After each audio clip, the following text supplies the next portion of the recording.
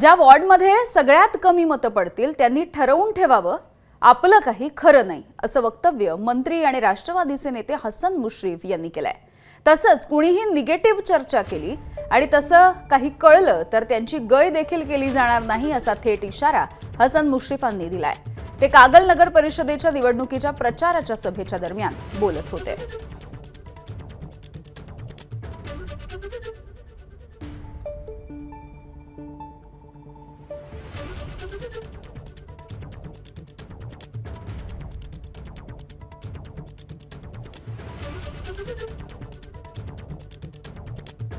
तर हसन मुश्रीफ यांनी प्रचार सभेच्या दरम्यान हा इशारा दिलेला आपण बघतोय। कोणीही निगेटिव्ह चर्चा केली तर हयगय केली जाणार नाही असं मुश्रीफांनी म्हटलंय।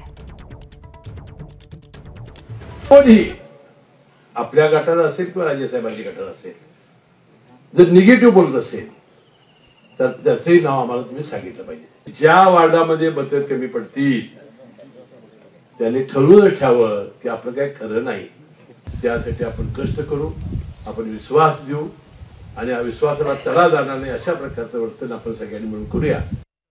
एकदा नेत्यांनी घेतलेला निर्णय हा मनाला पटवो अगर न पटवो हा मान्य करायचा आणि त्याच्यामध्ये यश मिळवण्यासाठी आपण प्रामाणिकपणाने प्रयत्न करायचे।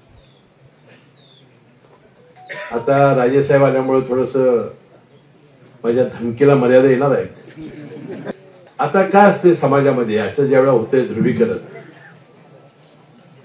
त्यावेळेला अनेकांना असं वाटतं की आता आपलं महत्व गेलं, दोघं भांडत बसली असती तर आपलं महत्व राहिलं असतं, आपल्याला कोणतरी विचारलं असतं, आपल्याला काहीतरी 4 पैसे मिळाले असते आणि आपलं महत्वच कमी झालं आणि मग जरा थोडं गमजा करण्याची सवय असते त्यांना।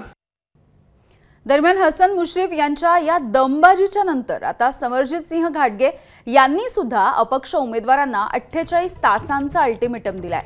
आत्ताच पाठिंबा देऊन सोबत आलात तर सगळं विसरू, अन्यथा आम्हाला देखील वेगळा विचार करावा लागेल असा इशारा समरजित घाटगे यांनी दिलाय।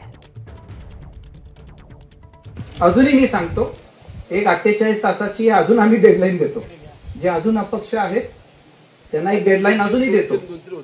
हा, तुम्ही आता वेळ गेली नाहीये, तुम्ही जर आता पाठिंबा देत असेल प्रामाणिक आम्ही सगळं विसरतो, पण त्यानंतर पण जी लोक राहणार त्याच्याबद्दल आम्हाला दोघांना विचार करावा लागणार आहे। ही लोक माझ्या नेहमी म्हणतायत की मी गुलाललाल राजेकडे, काही नाही, पार्टीमधून तुम्ही बाहेर आहे, तुमचा पार्टीचा संबंध संपला आणि तुमची ही ही ही ही कामं आहेत ही आता कशी होतात आम्ही पण बघू। एबीपी माझा, उघडा डोळे बघा नीट।